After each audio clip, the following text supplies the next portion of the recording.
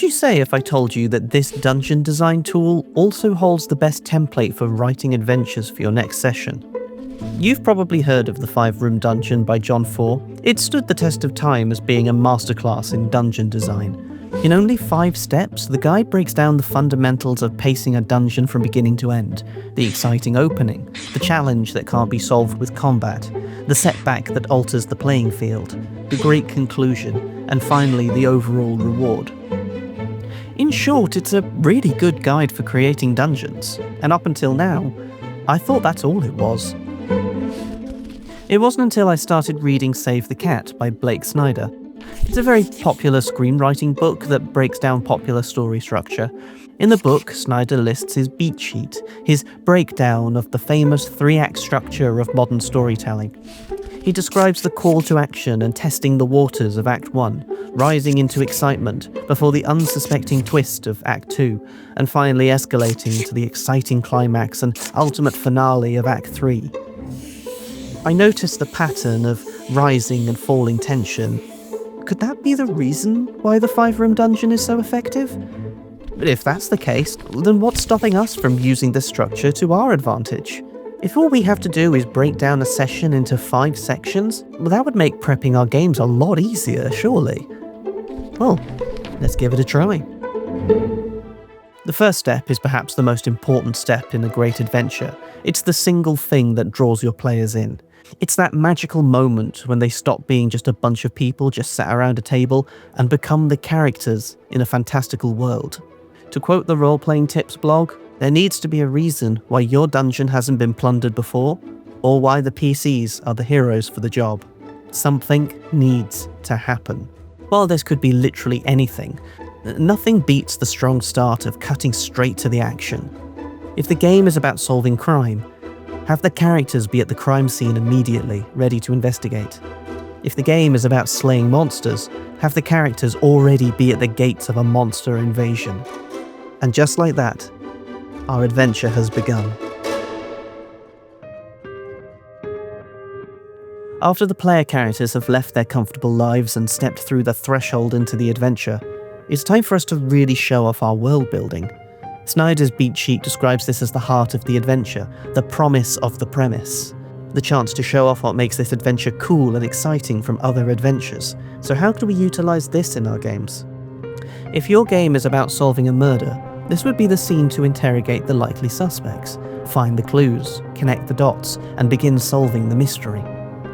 If your game is about monster hunting, perhaps the town the players are in share stories of a terrible being that haunts the forest at night and lures in all the other monsters, but none of their descriptions of this being actually match, leaving it to the characters to solve the stories that are reliable and how best to prepare to slay this beast.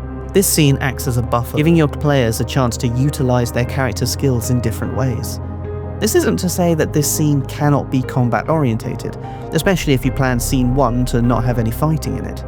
After all, perhaps the best way your players want to solve a problem is to push right through. Sometimes even the best plans go wrong.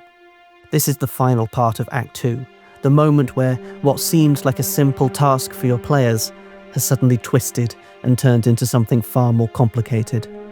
The purpose of this scene is to raise the stakes, to make the player's next actions matter. Perhaps a straightforward detective mystery has now rapidly become a race against time to prevent a beloved NPC becoming the next murder victim.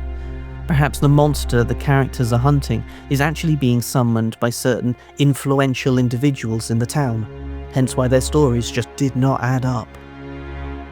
Another possible way of utilizing this scene is to weaken the PCs to make the next scene harder. Perhaps their resources become exhausted, or their health becomes dangerously low. But if you're worried that this is going to annoy your players and come across as pulling the rug from under them, consider adding hints of this potential setback early on in the adventure, maybe in passing comments from the NPCs, or telltale signs around the location. The final showdown. The moment this adventure has been leading to this entire time. You've probably been dropping clues since the beginning about this moment, clues that have been exciting the players from the very beginning. Everything that they've discovered in Act 2 has led to this very moment. I think this goes without saying, but I'm going to say it anyway. Make this scene exactly what your players love to do. If they love combat, make this the most exciting battle you can throw at them.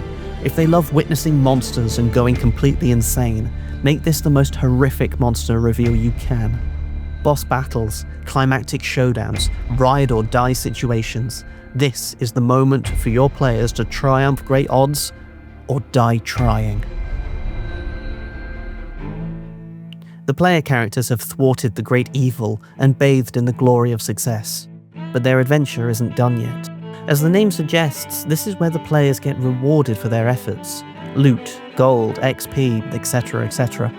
But don't forget, this is also the best part to reward them with further plot information, such as a brand new revelation to the overarching plots to the campaign.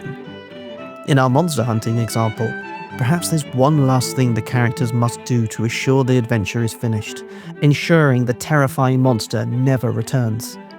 In our detective example, perhaps the players solve the deeper mystery that's thwarted them, exposing them to a new puzzle to solve. Or perhaps, just as an idea, on the final scene, a brand new adventure hook has just revealed itself to the players. So when the new session rolls around, you jump straight into the action with scene 1, all over again. And with that, we can break down an entire adventure into the story framework of 5 scenes. And once we do that, prepping our games becomes a lot easier. For instance, if we can divide a 3-hour session into 5 sections, we can time each scene into 36 minutes equally. Before I leave you, perhaps the most important aspect for you to consider is this. Don't be afraid to alter these scenes on the fly, or completely let go of them if you think your game just isn't going in the direction that you anticipated. Don't forget, none of this is set in stone. They're just useful guides that can help you with your session, making the overwhelming task of preparing an upcoming game far less stressful. Thanks for watching.